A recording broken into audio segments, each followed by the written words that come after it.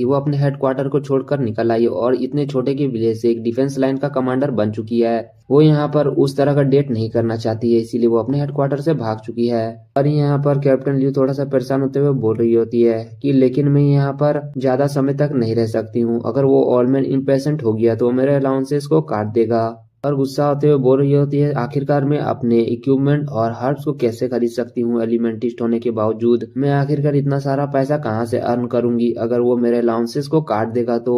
Defence line के commander का salary वो बहुत ही ज्यादा कम है, मैं उससे कुछ भी नहीं कर सकती हूँ। और ये सब होने के बाद हम देखते हैं वही लेडी ऑफिसर यहाँ पर लियू के पास आ जाती है। वो यहाँ पर सारे कपड़े को ले आई होती है और बोल रही होती है कि मिशन सक्सेसफुल, आपने जो मिशन बोला था मैंने वो कंप्लीट कर दिया है। यहाँ पर लियू पूछ रही होती है कि आखिरकार तुम्हें इतना समय क्यों लगा। वो लेडी ऑफिसर बता रही होती है कि आपने जिस फिजिक्स और फिटिंग के बारे में बताया था वो बहुत ही ज्यादा मुश्किल था खोजने के लिए, मुझे यहाँ पर बहुत सारे शॉप में जाना पड़ा तब जाके मुझे ये कपड़ा मिला है। यहाँ पर लियू बोल रही होती है ठीक है, जबकि तुमने यहाँ पर इतना मेहनत कर लिया है तो अब तुम जाकर अपने काम को कर सकती हो। और यहाँ पर लियू उस कपड़े को देखते हुए बोल रही होती है कि अब मुझे पहनने के बाद मतलब इस कपड़े को पहनने के बाद फैंग को अपने जादू में बस गिराना है। तो वाकई में मेरे फादर को अगर पता चलेगा कि उसकी बेटी ने यहाँ पर एक जीनियस रैंक के टैलेंट को फंसा चुकी है तो वो लोग यहाँ पर खुश हो जाएंगे और मुझे यहाँ पर ब्लाइंड डेट में जाने के लिए फोर्स भी नहीं करेंगे। और मेरे फादर को बहुत ही ज्यादा पसंद आएगा कि जीनियस रैंक का सन इन लो, मैं उन्हें किसी भी तरह करके ये तोहफा में दूंगी। ये बोलते हुए यहाँ पर लियू के मुंह में एक क्रीपी सा लुक होता है और वो बोल रही होती है कि चलो ऐसा बात है तो मैं इस रात को यहाँ पर इस जीनियस के लिए कुर्बान कर रही हूँ। फिर हमारा next in virtual combat arena का देखते हैं डिफेंस लाइन में ही, जहाँ पर बहुत सारे जिन कॉम्बैक्टर रहते हैं और बोल रहे होते हैं कि उधर देखो उस यंग बच्ची को। वहाँ पर वो लोग बोल रहे थे कि क्या ये रियल में है। वहाँ पर हम चूचू को देखते हैं जो अकेले ही 3 ऑफिसर से लड़ रही होती है यानी जिम कॉम्बैक्टर से। वो लोग बोल रहे होते कि क्या सच में वो 1 वर्सेस 3 कर रही है।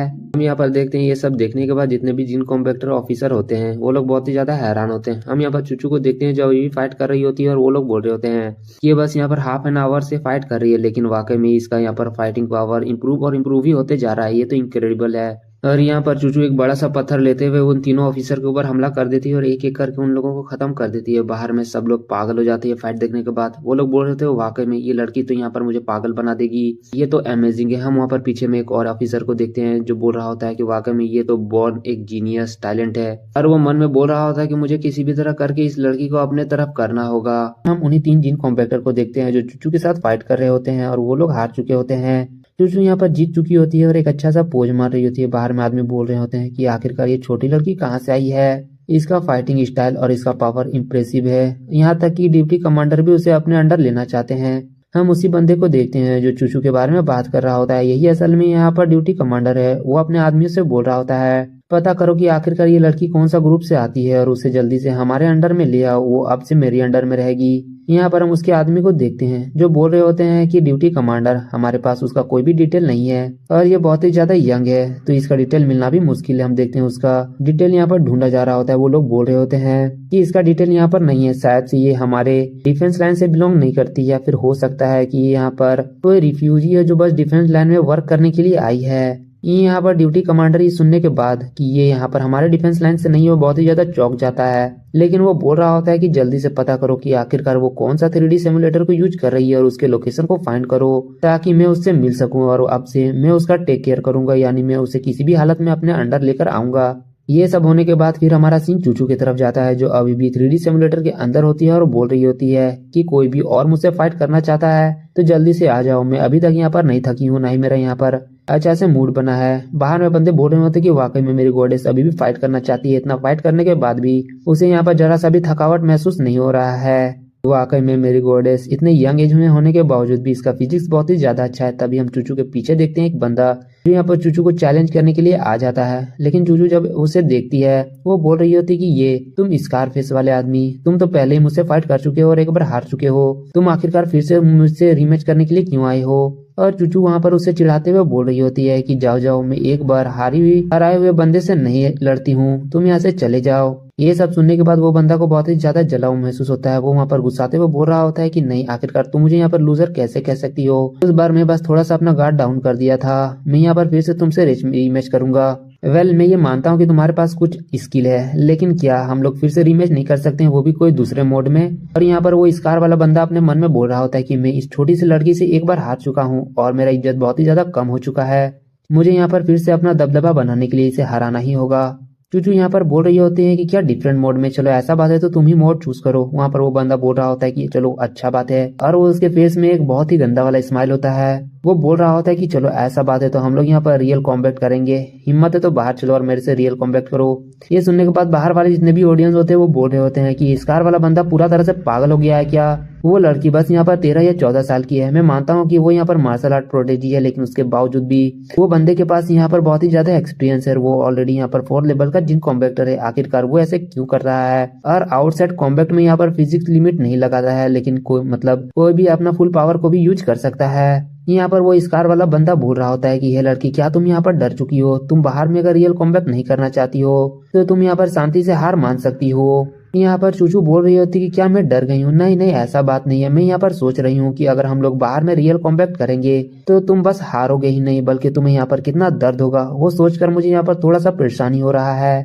ये सुनने के बाद यहाँ पर वो स्कार वाले बंदे को एक अलग ही सदमा लगता है। वो बोल रहा होता है कि क्या, आखिरकार तुम क्या बोल रही हो? फिर वो अपने उंगलियों को चटकाते हुए बोल रहा होता है कि लगता है कि तुम्हारे अंदर बहुत ही ज्यादा गट्स है। अगर तुम इस तरह बात कर सकती हो तो चलो हम लोग फाइट करते हैं। यहाँ पर चूचू भी इस चीज के लिए रेडी हो जाती है, यानी रियल कॉम्बैट के लिए रेडी हो जाती है। और यहाँ पर चूचू को रियली में रेडी होते हुए देखकर बाहर में ऑडियंस बोल रहे होते कि क्या वो छोटी लड़की सही में रेडी हो गई है। हालांकि उसके पास यहाँ पर बहुत ही अच्छा फाइटिंग एक्सपीरियंस है, उसके बावजूद भी वो अगर रियल कॉम्बैट करेगी तो उसका यहाँ पर डिसएडवांटेज रहेगा।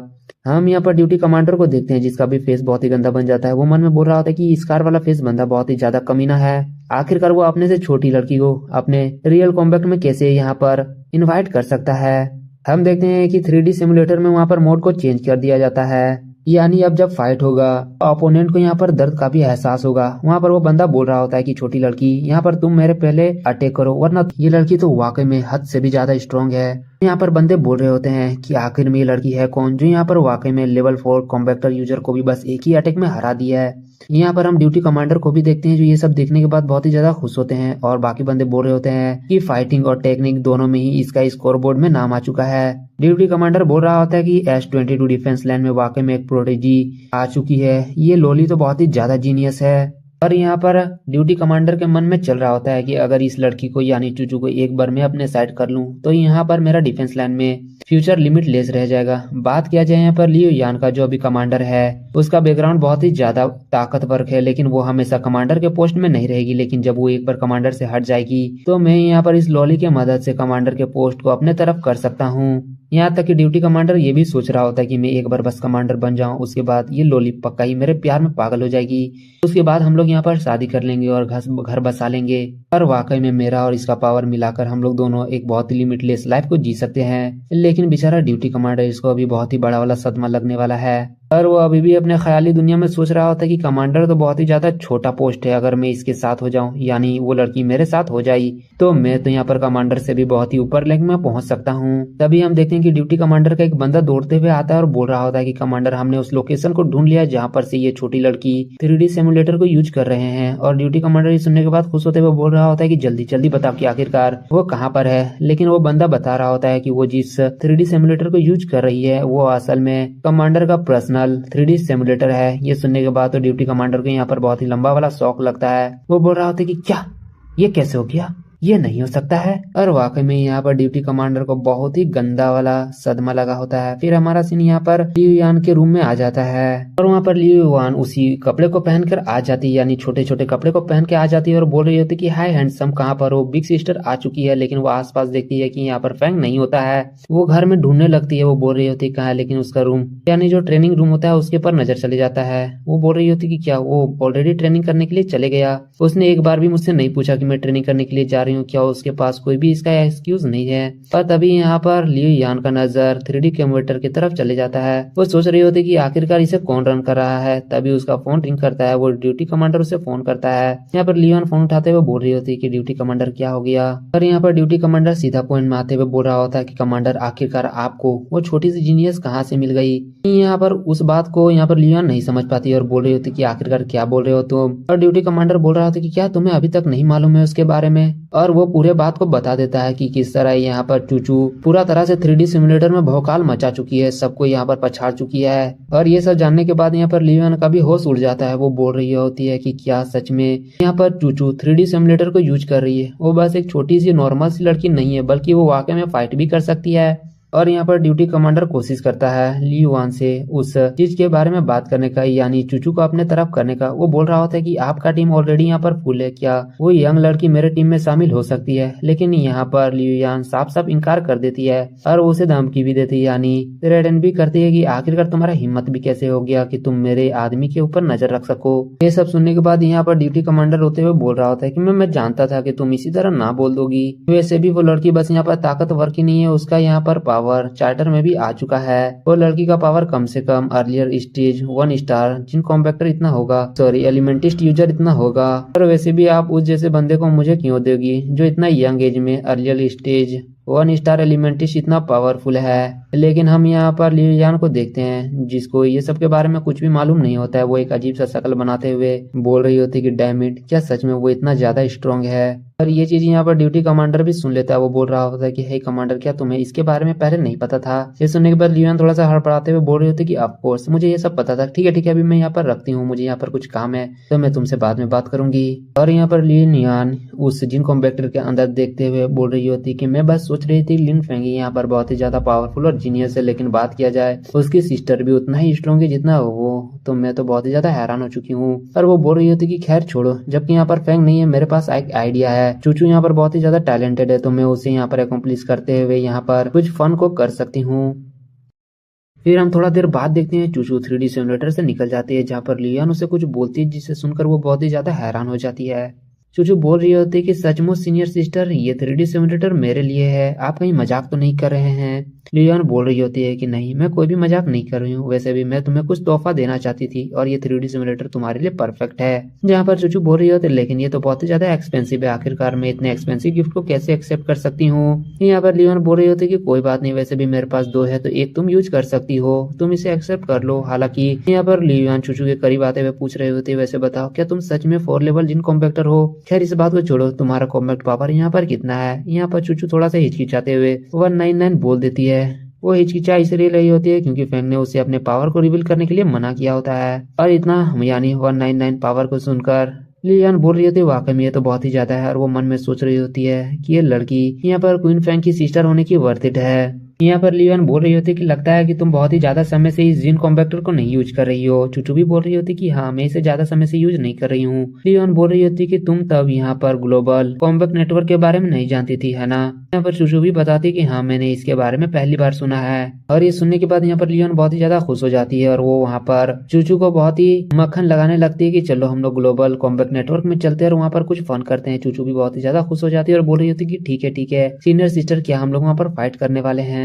वहाँ पर ली युआन बता रही होती कि जबकि तुम यहाँ पर ये क्वेश्चन पूछ रही हो तो हाँ सही बोली, वो यहाँ पर ग्लोबल लेवल का एक नेटवर्क है जहाँ पर सब इंसान आते हैं और यहाँ पर फाइट करते हैं। जबकि तुम्हारा कोई भी हिस्ट्री रिकॉर्ड वहाँ पर मौजूद नहीं है, तो ये सबसे ज्यादा इजी वे है यहाँ पर पैसे बनाने का। और वाकई में यहाँ पर ली युआन के अंदर बहुत ही ज्यादा पैसे की हवस भरा हुआ है। यहाँ पर ली युआन बता रही होती कि मैं यहाँ पर तुम्हें प्लेटफॉर्म दूंगी और बताऊंगी कि फाइट किस तरह करना है, और यहाँ पर हम लोग आराम से बिलियन भी कमा सकते हैं और हम लोग बाद में 50-50 बांट लेंगे। वाकई में यहाँ पर ली युआन एक बच्ची को लूटने में तुल चुकी है। यहाँ पर चूचू जो इतना ज्यादा नादान होती है वो बोल रही होती है कि वाकई में हम लोग बिलियन वहाँ पर कमा सकते हैं, ये तो बहुत ही ज्यादा अमेजिंग है। और वहाँ पर ली युआन बता रही होती है कि चलो अब हमें वेस्ट टाइम नहीं करना चाहिए, हमें जल्दी वहाँ पर चलना चाहिए। और चूचू भी बोल रही होती है कि ग्लोबल नेटवर्क कॉम्पैक्ट में जल्दी ही आ रही हूँ। फिर हमें यहाँ पर ग्लोबल नेटवर्क का इंफॉर्मेशन चेंजिंग प्लाजा को दिखाया जाता है, जहाँ पर हम लोग बहुत सारे इंसान को देखते हैं। यहाँ पर चूचू भी बोल रही होती है कि सीनियर सिस्टर यहाँ पर बहुत सारे इंसान हैं, आखिरकार हम लोग किस तरह यहाँ पर फाइट करने वाले हैं। यहाँ पर ली युआन बता रही होती है कि ऑलरेडी हम लोग यहाँ पर फाइटिंग रिक्वेस्ट को भेज चुके हैं और जल्दी ही यहाँ पर फाइट स्टार्ट होने वाला है। चूचू भी ये सब सुनने के बाद बहुत ही ज्यादा खुश होती है। और हम लोग कहीं और कुछ इंसान को देखते हैं जो बात कर रहे होते हैं कि वाकई में अब बैटल करने के लिए कोई वर्थ इट ओपोनेंट आता ही नहीं है, अब उतना पावरफुल कोई ओपोनेंट आता नहीं जिससे यहाँ पर बेट लगाकर प्ले किया जाए। वहाँ पर और एक बंदा बोल रहा होता है कि हाँ मैंने यहाँ पर 200 मिलियन देकर इस स्वॉर्ड को खरीदा है, लेकिन कोई ऐसा ओपोनेंट मिल ही नहीं रहा है जिससे मैं यहाँ पर फाइट कर सकूं, यानी वो इस स्वॉर्ड से फाइट करने का वर्थ इट हो। वहाँ पर एक आदमी जो दौड़ते हुए आते हुए बोल रहा होता है कि एक बंदा जो यहाँ पर 30 फाइट को लगातार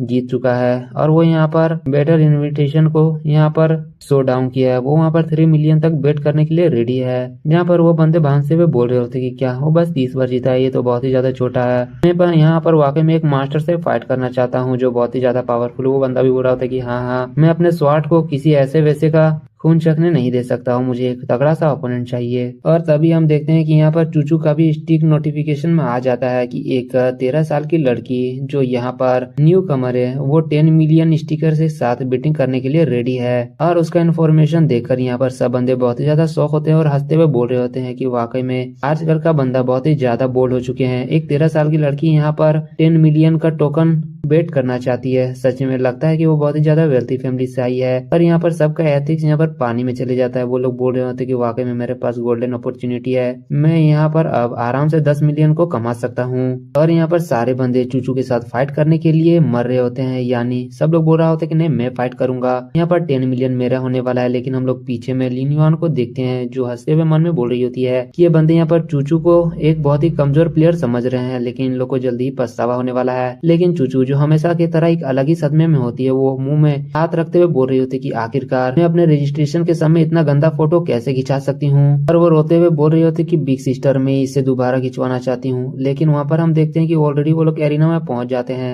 और लिनवान बोल रही होती है कि ये ऑलरेडी बहुत ही ज्यादा लेट हो चुका है, गेम अब स्टार्ट होने वाला है यानी बैटल। हम वहाँ पर देखते हैं 10 पीपल आ चुके होते हैं। चूचू और लिनवान भी वहाँ पर पहुंच जाती है जहाँ पर लिनवान बोल रही होती है मैक्स रूम नो टाइम। यहाँ पर चूचू बोल रही होती है कि मैक्स रूम इसका मतलब क्या है। वहाँ पर लिनवान बता रही होती है कि एक समय में 10 चैलेंजर बैटल को एक्सेप्ट कर सकते हैं और उसके बाद यहाँ पर शो डाउन होता है। यहाँ पर उन बंदों को देखते हैं जो बोल रहे होते हैं कि लड़की जल्दी से कमजोर सा अपोनेंट को चूज करो ताकि तुम अगर हारो तो यहाँ पर तुम्हें ज्यादा खराब महसूस ना हो। और वैसे भी 10 मिलियन हम यहाँ पर एक चांस दे ही सकते हैं तुमको। यहाँ पर चूचू बोल रही होती है कि सीनियर सिस्टर हमें मुझे पहले किसे चूज करना चाहिए। यूनियन बोल रही होती है कि तुम ही चूज करो और वो हंसते हुए बोल रही होती है कि यहाँ पर एक ही करके सबको चूज किया जाएगा, तो जल्दी से तुम लोग यहाँ पर 10 मिलियन बेट में लगाओ। और फिर हमारा नेक्स्ट सीन ट्रेनिंग रूम में देखते हैं। ट्रेनिंग रूम के अंदर हम लोग फैंग को देखते हैं जो कल्टीवेट कर रहा होता है। फाइनली वो वहाँ पर 1 स्टार एलिमेंटिस्ट में ब्रेक थ्रू कर ही लेता है और वो जैसे ही ब्रेक थ्रू करता है वो थोड़ा थोड़ा यहाँ पर हवा में फ्लोट कर रहा होता है। यहाँ पर फैंग मुस्कुराते हुए बोल रहा होता है कि वाकई में मैं 1 स्टार में ही इतना ज्यादा पावरफुल बन गया हूँ और मैं आसानी के साथ थोड़ा थोड़ा एयर में फ्लोट कर सकता हूँ। ये चीज को अचीव करने में किसी भी नॉर्मल एलिमेंटिस्ट को 3 स्टार में पहुंचना पड़ता है।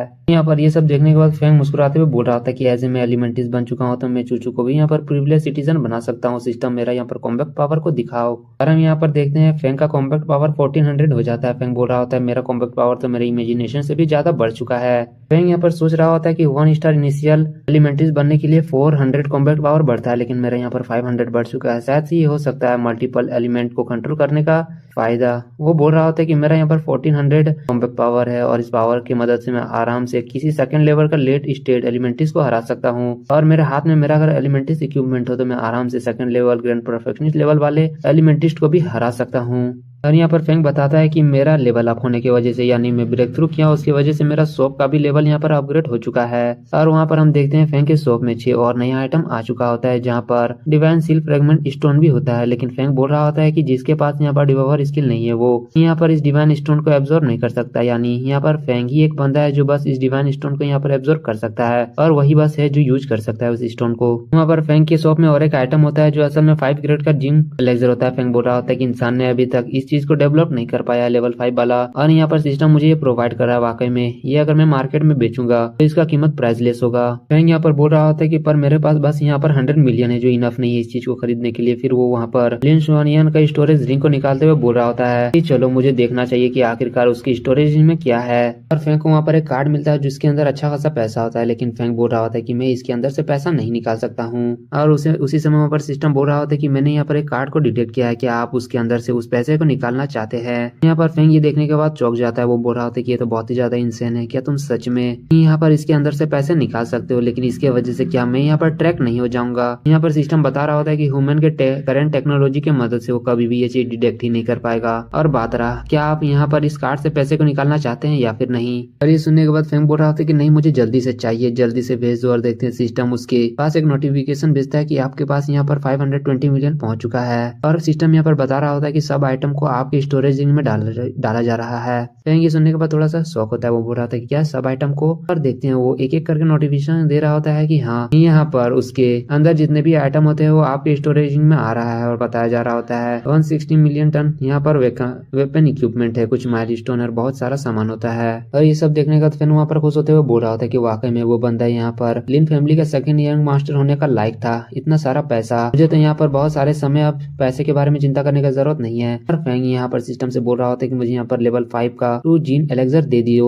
और हम देखते हैं फेंग उस एक एलेक्सर को पी लेता है जिसकी वजह से उसका डायरेक्टली 200 पावर बढ़ जाता है। फेंग वहाँ पर बहुत ही ज्यादा हैरान होते हुए बोल रहा होता है कि क्या 200 पावर एक बार में बढ़ जाना, मेरा पावर इतना बढ़ गया तो मैं आसानी के साथ यहाँ पर कोई भी सेकंड स्टार का ग्रैंड परफेक्टनेस लेवल एलिमेंटिस से भी फाइट कर सकता हूँ, वो बिना किसी इक्विपमेंट का। और फेंग वहाँ पर और एक को लेते हुए बोल रहा होता है कि मैं इसे चूचू को दूंगा और इसे पीने के बाद चूचू का पावर भी 400 तक रीच कर जाएगा। वाकई में 400 रीच करने के बाद कोई भी 1 स्टार इनिशियल स्टेज का एलिमेंटिस यहाँ पर चूचू का कुछ भी बिगाड़ नहीं सकता है। और यहाँ पर फेंग सिस्टम की मदद से और एक डिवाइन लेवल रिंग को खरीद लेता है। वो बोल रहा होता है कि मैं यहाँ पर चूचू को ये रिंग देने वाला हूँ, फ्यूचर में उसको यहाँ पर बहुत सारे इक्विपमेंट और बहुत सारे सामान रखने का जरूरत पड़ेगा। यहाँ पर फेंग बोल रहा होता है कि बात रहा यहाँ पर डिवाइन फ्रेगमेंट का, तो मुझे यहाँ पर विंड एलिमेंट डिवाइन फ्रेगमेंट का जरूरत नहीं है। और जहाँ तक बात रहा आइस और थंडर एलिमेंट का, तो वो भी बस ब्रेक थ्रू होने ही वाला है, तो उसके भी फ्रेगमेंट का जरूरत नहीं है मुझे अभी। और मेरा फायर एबिलिटी वो बस ऑर्डिनरी रिंग में है, तो उससे मुझे किसी भी तरह करके ब्रेक थ्रू करना ही होगा। और यहाँ पर फेंग ये सब सोचने के बाद बोल रहा होता है कि सिस्टम मुझे यहाँ पर 3 फायर डिवाइन फ्रेगमेंट को दे दो।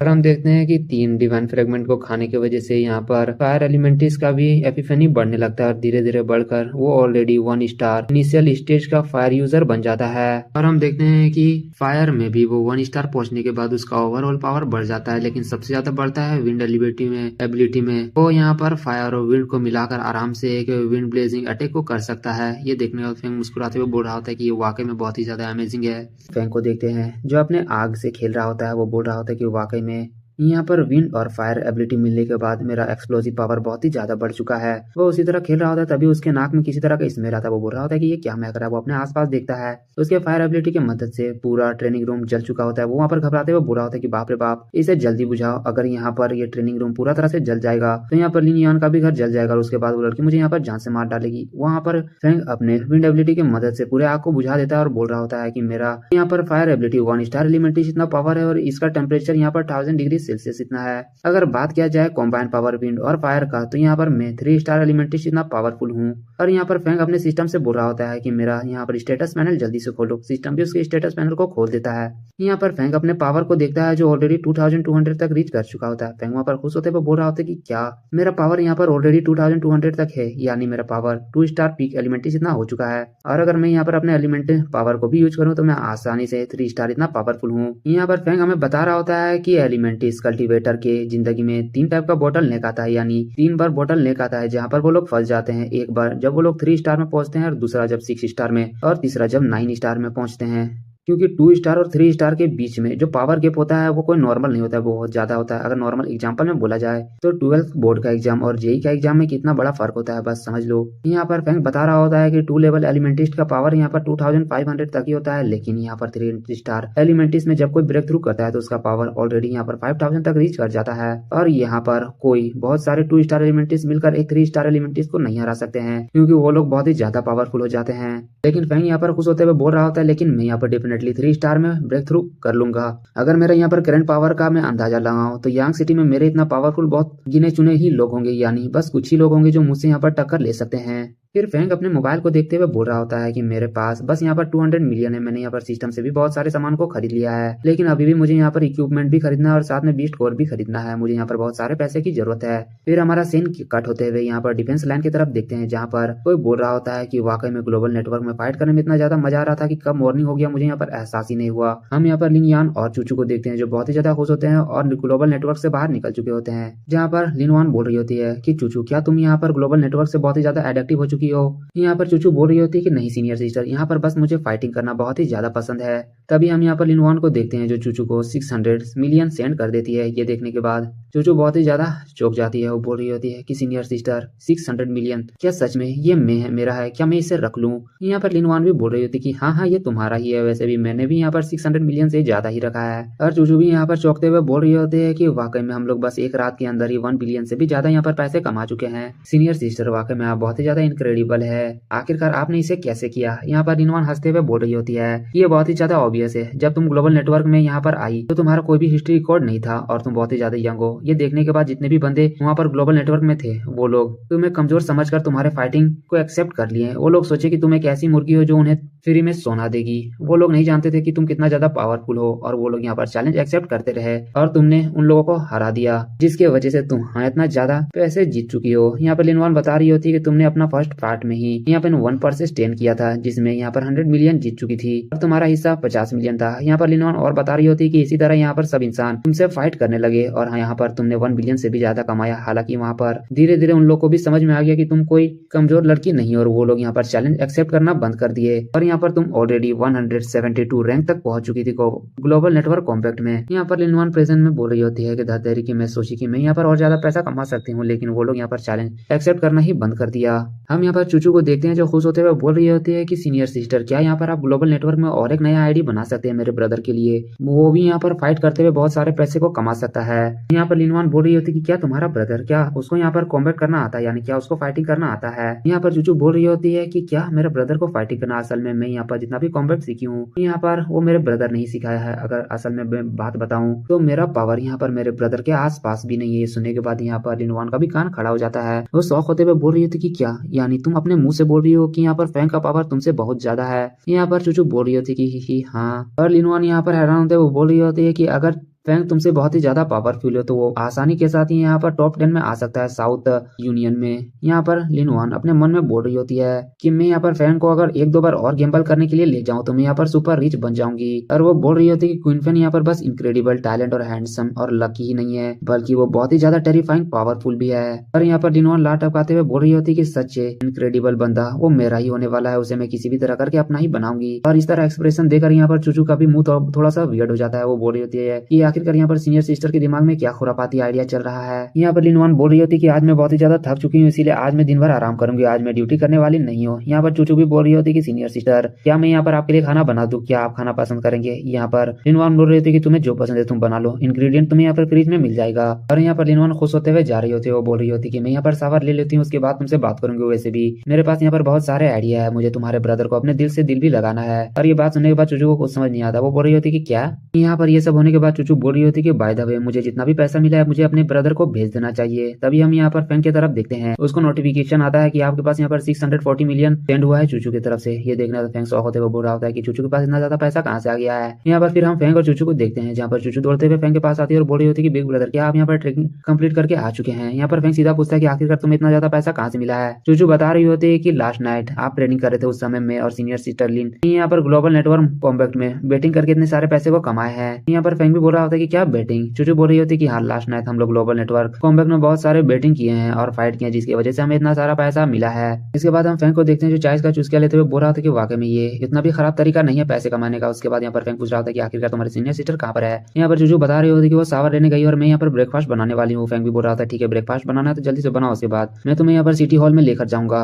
ये सुनने के बाद चूचू थोड़ा सा शौक होते हुए बोल रही होती कि आखिरकार हमें वहाँ पर क्यों जाना है। फैंक बोल रहा था कि ऑब्वियस बात है कि मैं यहाँ पर तुम्हारे सिटीजन कार्ड को प्रमोट करना चाहता हूँ। चूचू बोल रही थी क्या मैं अपने सिटीजन कार्ड को यहाँ पर प्रमोट करूंगी। और यहाँ पर चूचू शौक होते हुए बोल रही थी कि क्या प्रिविलेज सिटीजन ब्रदर, क्या आप यहाँ पर एलिमेंटिस्ट बन चुके हैं। फैंक भी बोल रहा होता है कि हाँ, मैं यहाँ पर एलिमेंटिस्ट बन चुका हूँ और एक बार हम लोग यहाँ पर प्रिविलेज सिटीजन बन जाए तो उसके बाद यहाँ पर लिन फैमिली हमारे ऊपर डायरेक्टली हमला नहीं कर सकते हैं। और यहाँ पर चूचू खुश होते हुए फैंक के गला लग जाती है और बोलती है वाकई में मेरा ब्रदर यहाँ पर अमेजिंग है, वो यहाँ पर एलिमेंटिस्ट बन चुका है। फैंक भी यहाँ पर चूचू को खुश होते हुए देखकर यहाँ पर उसको उस तोहफा को दे देता है, यानी उस स्टोरेज ड्रिंक को। यहाँ पर चूचू भी स्टोरेज ड्रिंक को देखकर उसके आंख में एक अलग ही चमक आ जाता है। फैंक यहाँ पर बोल रहा होता है कि तुम्हें इतना में ही खुश होने का जरूरत नहीं, यहाँ पर कुछ और भी है। यहाँ पर फैंक 5 लेवल का जिन एलेक्सर को निकाल लेता है। यहाँ पर चूचू बोल रही होती है कि क्या जिन एलेक्सर फिर से। फैंक बता रहा था कि ये एक नया है, ये 5 लेवल का जिन एलेक्सर है। और हम देखते हैं कि चूचू यहाँ पर बिना कोई सवाल पूछे उस जिन एलेक्सर को पी लेती है। पीने के बाद उसके बॉडी में रिएक्ट होता है और वो बोल रही होती है कि बिग ब्रदर यहाँ पर मुझे अपने बदन में एक अलग ही लेवल का पावर महसूस हो रहा है। फैंक यहाँ पर बोल रहा होता है कि ऐसा बात है तो चलो अपने फाइटिंग पावर को यहाँ पर टेस्ट करो। यहाँ पर पंचिंग मशीन ऑलरेडी मौजूद है।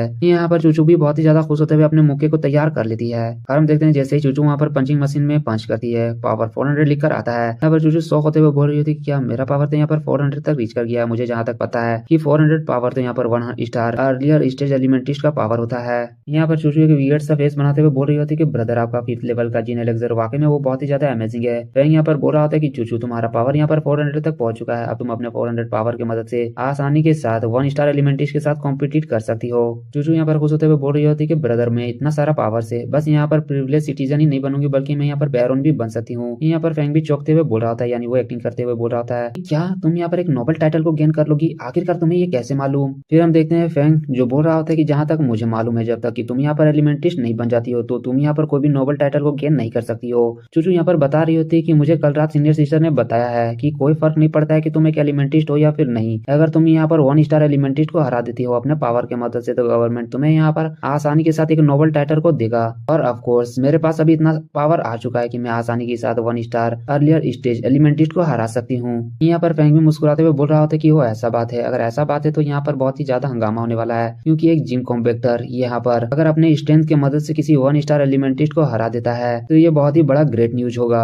यहाँ पर चूचू बोल रही होती है कि ब्रदर आप मेरे से बहुत ज्यादा पावरफुल है, कि आप यहाँ पर अपने करंट पावर की मदद से 2 स्टार एलिमेंटिस्ट को हरा सकते हैं। फैंग यहाँ पर बोल रहा होता है कि मैं भी, लेकिन आखिरकार तुम यहाँ पर क्यों पूछ रही हो ये? यहाँ पर चूचू हंसते हुए बोल रही होती है कि सीनियर सिस्टर पूछ रही होती है कि आप यहाँ पर 2 स्टार एलिमेंटिस्ट है या फिर नहीं। अगर आप यहाँ पर 2 स्टार एलिमेंटिस्ट है तो आप यहाँ पर वन काउंट के लिए भी अप्लाई कर सकते हैं। यहाँ पर फैंग बोल रहा होता है कि वो ऐसा बात है क्या? अगर मैं यहाँ पर 3 स्टार एलिमेंटिस्ट बन जाता हूँ तो मैं यहाँ पर काउंट के भी टाइटल को ले सकता हूँ।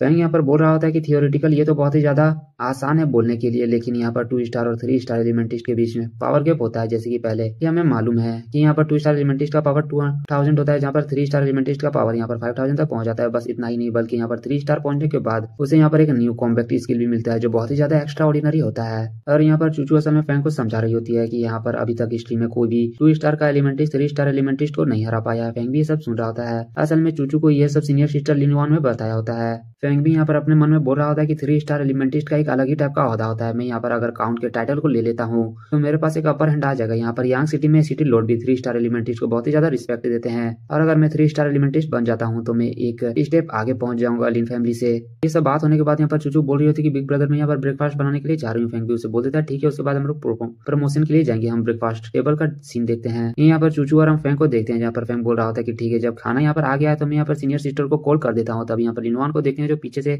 आते हुए बोल रही होती है कि इसका कोई जरूरत नहीं, मैं यहाँ पर ऑलरेडी आ चुकी हूँ। और हम यहाँ पर लिनवान को देखते हैं जो एक मेड की ड्रेस में आई होती है और बोल रही होती है कि आखिरकार मेरा आउटफिट कैसा दिख रहा है, क्या मैं इसमें अच्छी दिख रही हूँ या फिर नहीं। हम यहाँ पर देखते हैं फैंग उसके देखने के बाद यहाँ पर उसके मुंह से पानी निकल जाता है। यहाँ पर चूचू जो बच्ची होती है वो बोल रही होती है कि सीनियर सिस्टर वाकई में आप बहुत ही ज्यादा खूबसूरत दिख रही है, आप किसी भी चीज को पहनती है वो चीज का शोभा बहुत ही ज्यादा बढ़ जाता है। यहाँ पर लिनवान फैंग के पास आते हुए बोल रही होती है कि चूचू बहुत ही ज्यादा साफ दिल की है और वो बहुत ही ज्यादा मासूम है, इसीलिए वो इस तरह बोल रही हो। फैंग आखिरकार तुम बताओ कि मैं किस तरह दिख रही हूँ, क्या ये आउटफिट मुझमें अच्छा दिख रहा है? फैंग यहाँ पर अपने मुंह को घुमाते हुए वो एक वियर्ड सा मुंह लेते हुए बोल रहा होता है कि हाँ हाँ बहुत ही ज्यादा ग्रेट है। और यहाँ पर लिनवान फैंग को सेड्यूस करते हुए बोल रही होती है कि क्या मैं यहाँ पर तुम्हें ब्रेकफास्ट सर्व करूँ माय लॉर्ड फैंग। यहाँ पर फैंग बोल रहा होता है कि कोई जरूरत नहीं है, मैं यहाँ पर अपने से लेके खा लूंगा। लेकिन तभी हम देखते हैं यहाँ पर लिनवान को किसी चीज का एहसास होता है, वो बहुत ही ज्यादा शौक हो जाती है और फैंग से दूर चली जाती है। यहाँ पर ये देखने के बाद चूचू और फैंग एक साथ बोलती है कि आखिरकार सीनियर सिस्टर क्या गलत है, यहाँ पर क्या गलत है कि आप यहाँ पर इस तरह दूर भाग रही है। यहाँ पर लिनवान शौक होते हुए बोल रही होती है कि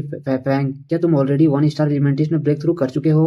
फैंग यहाँ पर नॉर्मल सा लुक देते हुए खाते हुए बोल रहा होता है कि हाँ मैं तो ब्रेक थ्रू कर लिया, मैंने कल ही तुम्हें बताया था कि मैं यहाँ पर ब्रेक थ्रू करने के लिए आया हुआ हूँ, तो इसमें चौंकने वाला बात क्या है? और यहाँ पर लिनवान एक शौक वाला फेस लेते हुए मन में बोल रही होती कि क्या तुमने यहाँ पर बस एक रात में 1 स्टार को ब्रेक थ्रू कर लिया है? वो मन में बोल रही होती कि जहाँ तक मुझे याद है तो इसका उम्र अभी बहुत ही ज्यादा नहीं है, ये तो अभी बहुत ही ज्यादा यंग है, इसका टैलेंट यहाँ पर बहुत ही ज्यादा टेरिफाइंग है। अगर मैं इसका टैलेंट का बात करूँ तो यहाँ पर ये साउथ यूनियन में 1 ऑफ द बेस्ट टैलेंट आ सकता है, या फिर बोलो कि टॉप 1 टैलेंट में भी आ सकता है। और यहाँ पर लिनवान एक थोड़ा सा नॉर्मल हो जाती है और बोल रही होती है कि फैंग मैंने यहाँ पर जितने भी इंसान को देखा है उसमें से तुम्हारा टैलेंट बहुत ही ज्यादा है, यहाँ पर तुम यान सिटी के हायर अप्स को भी अपने तरफ अटेंशन देने में कामयाब रहोगे। यहाँ पर चूचू भी खाते हुए बोल रही होती है कि सिस्टर आपने नहीं बोला था कि यहाँ पर यान सिटी का सबसे ज्यादा बड़ा जीनियस लिंट यानियान है क्या? यहाँ पर लिनवान बोल रही होती है कि यहाँ पर तुम्हारा ब्रदर और लिंट यानियान का कोई कंपैरिजन ही नहीं है, तुम्हारा ब्रदर उससे बहुत ही ज्यादा ग्रेट टैलेंट को पोजेस करता है, अगर कंपेयर किया जाए तो अर्थ और हेवन इतना डिफरेंस होगा।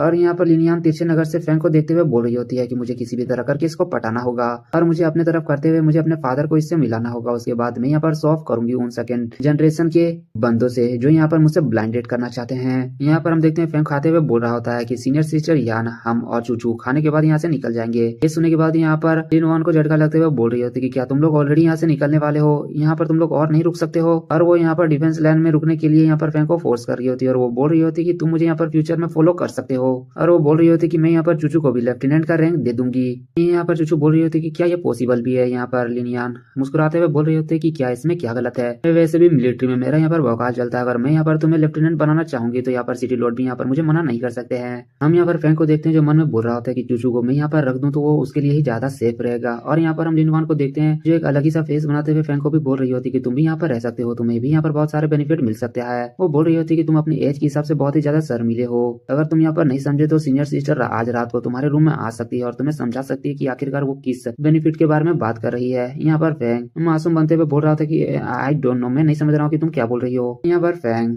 लिनवान के मुंह में खाना डालते हुए बोल रहा होता है कि ये सब के बारे में हम लोग बाद में बात करेंगे, चलो पहले यहाँ पर खाना खाओ। यहाँ पर चूचू खाते ही वो बोल रही होती है, यानी लिनवान वहाँ पर मुंह में खाना डाल देती है और बोल रही होती है कि वैसे भी तुम आज यहाँ से नहीं जाना चूचू, और हम लोग यहाँ पर और एक राउंड ग्लोबल कॉम्बैट में फाइट करने वाले और बहुत सारे पैसे को अर्न करने वाले हैं। तभी हम देखते हैं कि यहाँ पर लिनवान का फोन रिंग करता है, ये वाइस कमांडर वैंग का फोन होता है। जैसे यहाँ पर लिनवान फोन को उठाती है, वो बहुत ही ज्यादा शौक होते हुए बोल रही थी कि क्या क्या ठीक है मैं यहाँ पर जल्दी जाती हूँ, रुक जाओ। और यहाँ पर लिनवान दौड़ते हुए वहाँ से चली जाती है। वो बोल रही होती है कि चूचू फैंग यहाँ पर तुम लोग खाना खाओ, यहाँ पर कुछ इमरजेंसी मीटिंग आ गया, मुझे जल्दी जाना होगा, मैं बाद में आती हूँ। यहाँ पर चूचू बोल रही होती है कि बिग ब्रदर यहाँ पर जिस हिसाब से सीनियर सिस्टर भागते हुए गई है वो बहुत ही ज्यादा इमरजेंसी केस लगता है, क्या यहाँ पर लिन सियानियन का डेट के बारे में डिस्कवर कर लिया गया है क्या, उसीलिए वो यहाँ पर दौड़ते हुए भाग गई। फैंग वहाँ पर बता रहा होता है कि नहीं, यहाँ पर लिन फैमिली इतना जल्दी घोषित नहीं कर सकता है कि लिन सियानियन यहाँ पर मर चुका है, और वैसे भी यहाँ पर वो लोग ट्रैक भी नहीं कर सकते हैं क्योंकि मैंने यहाँ पर पूरा सबूत ऑलरेडी वहाँ से मिटा चुका है। शायद से यहाँ पर मिलिट्री में कोई मेजर इशू आ चुका होगा, इसीलिए वहाँ से चले गई। यहाँ पर चूचू थोड़ा सा निराश होते हुए बोल रही होती है कि बिग ब्रदर मैं अभी भी बहुत ही ज्यादा डरी हुई हूँ। फैंग बोल रहा होता है कि बच्ची तुम्हें यहाँ पर इतना ज्यादा डरने का जरूरत नहीं है, एक बार हम लोग यहाँ पर अपने आइडेंटिटी को यहाँ पर प्रमोट कर ले और एक टाइटल को गेन कर ले, उसके बाद लिन फैमिली हमें कभी भी डायरेक्टली टच नहीं कर सकता है। यहाँ पर चूचू भी बोल रही होती है कि ठीक है ब्रदर, हम लोग यहाँ पर जल्दी से ब्रेकफास्ट करने के बाद सिटी हॉल चलते हैं और अपने प्रिविलेज आईडी को प्रमोट करते हैं। फैंग भी उसको खिलाते हुए बोल रहा होता है कि ओके जल्दी से खाओ बच्ची। हम वहाँ पर तभी एक इमरजेंसी न्यूज को देखते हैं जहाँ पर बताया जा रहा होता है कि लास्ट टाइड में बहुत ही भयानक बीस्ट टाइड आया है, जिसकी वजह से डिफेंस लाइन और बहुत सारे जगह में बहुत ही ज्यादा डैमेज पहुंचा है। ये कोई नॉर्मल बीस्ट टाइड नहीं था, ऐसा बीस्ट टाइड बहुत ही कम देखा जाता है। और वो न्यूज यहाँ पर बता रहा होता है कि आधे मंथ के अंदर यहाँ पर यांग सिटी को भी इस बीस्ट टाइड की वजह से बहुत ही ज्यादा खतरा पहुंच सकता है, कि यहाँ तक कि वहाँ पर रहने वाले इंसान को भी बहुत ही ज्यादा खतरा हो सकता है। इसीलिए यहाँ पर अनाउंसमेंट किया जा रहा है कि कोई भी इंसान यहाँ पर बेवजह अपने घर से ना निकले और बहुत ही ज्यादा सेफ रहे, क्योंकि यहाँ पर मरने का खतरा into 100 हो चुका है। और असल में अभी बिंगवांग सिटी नामी एक सिटी में बीस्ट टाइड आया होता है। ये सब देखने के बाद यहाँ पर फैंग और चूचू थोड़ा सा शौक हो जाती है। चूचू बोल रही होती लगता है इसी की वजह से यहाँ पर सीनियर सिस्टर बहुत ही जल्दी हड़बड़ी में चले गई है। यहाँ पर चूचू बोल रही होती है कि बिग ब्रदर यहाँ पर बिंगवांग सिटी के बहुत ही ज्यादा नजदीक यांग सिटी है, और हमें मैप में दिखाया भी जाता है कि बिंगवांग सिटी और यांग सिटी बहुत ही ज्यादा नजदीकी में है, और इस बीस्ट टाइड की वजह से यहाँ पर यांग सिटी को भी अफेक्ट पड़ सकता है। और दूसरा न्यूज यहाँ पर एक वांटेड का होता है, यूनियन वांटेड का, जिसका नाम झाओ चैंगटोंग होता है, जो 3 स्टार का एलिमेंटिस्ट होता है। और यहाँ पर न्यूज में बता रहा होता है कि कोई भी इस इंसान का इन्फॉर्मेशन देगा तो उसे यहाँ पर रिवार्ड के तौर पर 30 मिलियन मिलेगा, और कोई इसको अगर मार देता है तो उसे यहाँ पर 1 बिलियन रिवार्ड के तौर पर मिलेगा। फैंग का मुंह शौक के मारे खुल जाता है। वो बोल रहा था कि क्या 1 बिलियन, आखिरकार ये बंदा है कौन जिसको यहाँ पर मारने के लिए 1 बिलियन तक का रिवार्ड मिल रहा है। लेकिन यहाँ पर चूचू थोड़ा सा सोचते हुए बोल रहे थे कि झाओ चैंगटोंग, ये नाम क्यों मुझे सुना सुना लग रहा है। और तभी हम देखते हैं कि चूचू को कुछ याद आता है, वो वहाँ पर चीखती है। हम देखते हैं फैंग वहाँ पर बोल रहा होता है कि हे लड़की, तुम यहाँ पर चिल्लाते हुए मुझे क्या यहाँ पर मराना चाहती हो। यहाँ पर चूचू बोल रही थी कि बिग ब्रदर मुझे यहाँ पर याद आ गया है, जो बंदा यहाँ पर मैसेज भेजा था उस मोबाइल में वो और कोई नहीं बल्कि यही था, झाओ चैंगटोंग। फैंग भी यहाँ पर बोल रहा होता है कि क्या इसका मतलब जो यहाँ पर लिन फैमिली करने वाला है वो लिन फैमिली के साथ जुड़ा हुआ है, यानी लिन फैमिली भी बहुत ही बड़ा क्रिमिनल है इस बेसिस पे, और लिन फैमिली और झाओ चैंगटोंग दोनों मिले हुए हैं। फैंग यहाँ पर बोल रहा होता है कि झाओ चैंगटोंग इस वीक यहाँ पर क्राइम किया है और वो यहाँ पर लिन फैमिली के साथ जुड़ा हुआ है। चूचू भी बोल रही होती है कि बिग ब्रदर क्या यहाँ पर झाओ चैंगटोंग ही लिन फैमिली के साथ डील करने वाला है। फैंग भी बोल रहा है लग तो ऐसे ही रहा है। ये सुनने के बाद चूचू खड़ा होते हुए बोल रही होती है कि बिग ब्रदर ऐसा बात है तो हमें यूनियन में जाकर इसके बारे में रिपोर्ट करना चाहिए, इसके वजह से हमें यहाँ पर रिवार्ड भी मिलेगा और लिन फैमिली के ऊपर यहाँ पर लीगल इन्वेस्टिगेशन भी होगा। अगर वो लोग यहाँ पर फंस जाते हैं तो यहाँ पर लिन फैमिली से हम लोगों को फ्यूचर में डरने का भी जरूरत नहीं पड़ेगा। फैंग बोल रहा था कि हमें इतना बड़ी में एक्ट नहीं करना चाहिए, एक फोन मैसेज की वजह से हम लोग ये सब प्रूव नहीं कर सकते, और वैसे भी उन लोग के पास बहुत ही हायर कनेक्शन है, तो डायरेक्टली अगर हम लोग को टारगेट किया जाए तो हम लोग यहाँ पर नहीं बच सकते हैं, और इस अलर्ट की वजह से यहाँ पर इन फैमिली अपने डील को भी कैंसिल कर सकता है। यहाँ पर चूचू बोल रही होती है तो आखिरकार हमें यहाँ पर क्या करना चाहिए, क्या हमें यहाँ पर इस चीज को इस तरह एक्ट करना चाहिए कि हमें ये मालूम ही नहीं है। यहाँ पर फैंग सोचते हुए बोल रहा होता है कि जरूरी यहाँ पर झाओ चैंगटोंग और लिन फैमिली के बीच में बहुत ही प्रीसियस डील होने वाला है, और वो लोग कुछ यहाँ पर एक्सचेंज करने वाले हैं, और यहाँ पर जो बीस्ट टाइड आया है ये आपस में कुछ जुड़े कनेक्शन हुए हैं, यहाँ पर चूचू ये सब समझ नहीं पा रही होती और वो बोल रही होती कि क्या यहाँ पर ये सब के साथ बीस्ट टाइट का भी कनेक्शन है, ये कैसे है।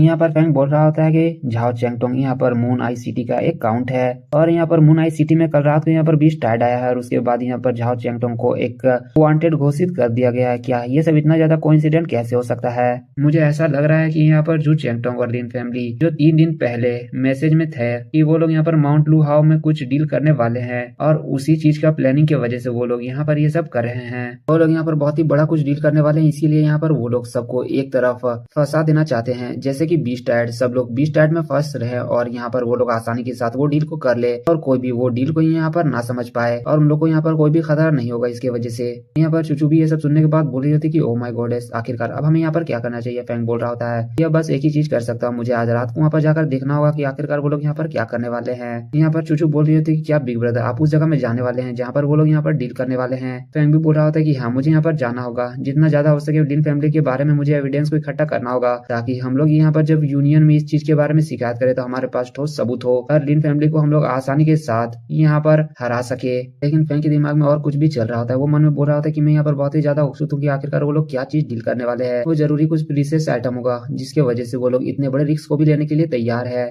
फिर हम नेक्स्ट सीन में यहाँ पर लिन वॉन को देखते हैं जिसके पास एक कमांडर आते हुए बोल रहा होता है कि कमांडर मैंने यहाँ पर आपके बताया कि बीस्ट कोर को ले आया है। यहाँ पर लिन वॉन बोल रही होती है ठीक है यहाँ पर रख दो उसे और याद रखना जाने से पहले दरवाजा को लगा देना। असल में वो ऑफिसर वाइस कमांडर वेंग होता है, वो बोल रहा होता है ठीक है कमांडर। उसके बाद हम लिन वॉन को देखते हैं जो बोल रही होती है कि तुमने यहाँ पर जिस कुछ को खोजा था वो मैंने यहाँ पर ला दिया 1 स्टार का बीस्ट कोर। यहाँ पर फैंग भी बोल रहा होता है कि वाकई में मैंने यहाँ पर जितना सोचा था ये उससे भी ज्यादा अच्छा है। यहाँ पर फैंग बोल रहा होता है कि सीनियर सिस्टर इसका मार्केट में अमाउंट 25 मिलियन है, मैं इतना पैसा आपके अकाउंट में सेंड कर देता हूँ। यहाँ पर लिनवान बोल रही होती है कि क्या हमारा दोस्ती इतना ज्यादा छोटा हो गया है कि तुम यहाँ पर पैसे के बारे में जिक्र कर रहे हो, तुम इसे गिफ्ट के तौर पर रख सकते हो।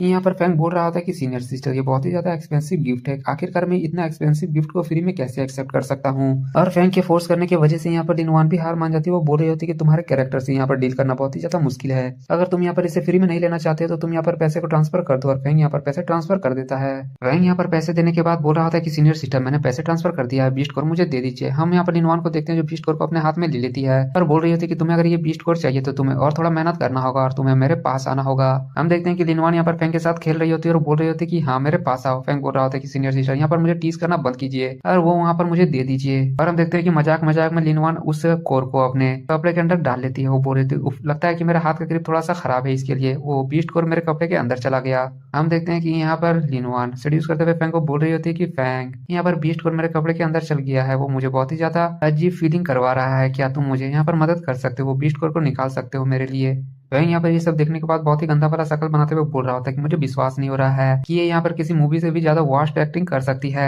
वहीं यहाँ पर गहरा सांस लेते हुए बोल रहा होता है कि छोड़ो इस लड़की के कैरेक्टर के बारे में, मुझे यहाँ पर 300 माइल दूर जाना है तो मुझे अभी ही बाहर निकलना होगा। और यहाँ पर ये सब सोचने के बाद फैंग अपने हाथ को लिनवान की तरफ बढ़ाता है और बोल रहा होता है सीनियर सिस्टर यान एक्सक्यूज मी। और उसके हाथ को आते हुए देखकर यहाँ पर लिनवान बहुत ही ज्यादा शॉक हो जाती है। फिर हम लोग यहाँ पर रूम के बाहर एक जोरदार चीखने का आवाज सुनते हैं और फिर हम लोग बाद में फैंग के हाथ में उसी बीस्ट कोर को देखते हैं और उसके गाल को लाल लाल। और तुम लोग समझ ही गए होगे यहाँ पर होशियार हौसी को दोनों को इशारा काफी होता है। हम यहाँ पर लिनवान को भी देखते हैं जो ब्लश करते हुए बोल रही होती है कि वाकई में मुझे नहीं लगा था कि वो लड़का यहाँ पर इतना ज्यादा सैवेज होगा कि यहाँ पर वो रियली इस चीज को करने के लिए तैयार हो जाएगा। पर कुछ भी बोलो मुझे यहाँ पर ये बहुत ही ज्यादा पसंद आया। फिर नेक्स्ट सीन में हम लोग डिफेंस लाइन का बाहर का सीन देखते हैं और हम फैंग को देखते हैं जो उसी हाथ को देखते हुए बोल रहा होता है कि सच में वो औरत बहुत ही ज्यादा वियर्ड है, अगर नेक्स्ट टाइम अगर वो मेरा इस तरह फायदा उठाने का कोशिश करेगी तो मैं उसे एक अच्छा सा सबक सिखाऊंगा। और थोड़ा सा डिफेंस लाइन के दूर आते हुए फैंग बोल रहा होता है कि लगता है यहाँ पर मुझे कोई नहीं देख रहा है तो मैं बीस्ट कोर को यहाँ पर खा सकता हूँ। और फैंग वहाँ पर जैसे बीस्ट कोर को खाता है उसका एपिफेनी यहाँ पर बढ़ने लगता है और बढ़ते बढ़ते विंड वाला एपिफेनी 83% तक पहुंच जाता है। हम यहाँ पर फैंग के स्टेटस विंडो में सारे एपिफेनी को देख सकते हैं और उसके कल्टीवेशन लेवल को भी। यहाँ पर फैंग उस गोर को खाने के बाद बोल रहा था कि वाकई में बस एक ही कोर को खाने के बाद मुझे यहाँ पर बहुत ही ज्यादा अच्छा महसूस हो रहा है। मेरा एपिफेनी भी 83% तक पहुंच चुका है। अगर बात किया जाए यहाँ पर कोई ऑर्डिनरी पर्सन के कल्टीवेशन स्पीड के बारे में तो यहाँ पर इस लेवल में पहुंचने में कम से कम 1 साल के समय लग जाता है, लेकिन मैं यहाँ पर बस एक आग के झपकते ही यहाँ तक पहुंच चुका हूँ। और फैंग यहाँ पर बोल रहा होता है कि इसके खाने की वजह से मेरा पावर भी 2 टा 1600 तक पहुंच चुका है। वो सोचते हुए बोल रहा होता है कि रास्ते में मुझे कोई भी विंड एलिमेंट या फिर फायर एलिमेंट का डिमोनिक बीस्ट मिलेगा तो मैं उससे फाइट करूंगा और उसके डिमोनिक कोड को ले लूंगा। उसकी वजह से मेरा कॉम्पैक्ट पावर भी यहाँ पर बढ़ जाएगा। फैंग वहाँ पर अपने विंड एबिलिटी की मदद से हवा में ही छलांग लगाते लगाते यहाँ पर माउंट लू हाउ की तरफ बढ़ जाता है। फिर नेक्स्ट सीन हम लोग लिन फैमिली का सीन देखते हैं। लिन फैमिली को ऑफिस में देखते हैं उस पेट्रियाज को जो खड़ा होते हुए बोल रहा होता है कि थर्ड अंकल आप यहाँ पर आए हैं, प्लीज यहाँ पर बैठ जाइए। यहाँ पर जिन हाउ यानी वही पेट्रियाज बोल रहा होता है कि थर्ड अंकल इस बार आपको यहाँ पर आना पड़ा, हम लोग थोड़ा सा यहाँ पर आपको कष्ट दे रहे हैं लेकिन अभी यहाँ पर मैटर बहुत ही ज्यादा क्रूशियल है। यहाँ पर वो बंदा यानी थर्ड अंकल वो बोल रहा होता है कि तुम यहाँ पर इस फैमिली का हेड हो तो तुम्हें इस तरह यहाँ पर रिक्वेस्ट करने का जरूरत नहीं है। अगर तुम्हें कुछ काम लेना है तो यहाँ पर तुम मुझे आसानी के साथ बोल सकते हो। उस बंदे की इन्फॉर्मेशन के बारे में बताया जाता है। असल में ये बंदा यहाँ पर झाओ हाउ का